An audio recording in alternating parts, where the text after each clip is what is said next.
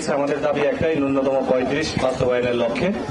আমরা ভিতরে গেলাম, যাওয়ার পরে যে বিষয়টি আলোচনা হলো সেটা হচ্ছে যে আমাদের ডক্টর ইউনূস স্যার যেহেতু একটা লং জার্নি করে আসছেন, উনি টায়ার্ড চরম মাত্রায়।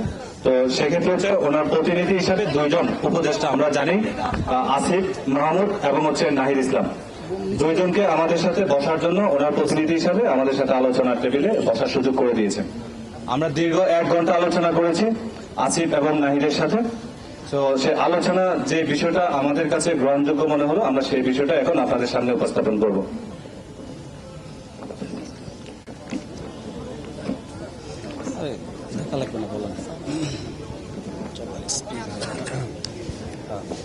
মূল বিষয় হচ্ছে সেটা হলো যে সেনাবাহিনীর জননিরাপত্তা বিভাগের এখানে দায়িত্বরত যে সচিব আছেন, উনি ওনাদের সাথে আসিফ এবং নাহিদ দুইজনের সাথে কথা বলেছেন।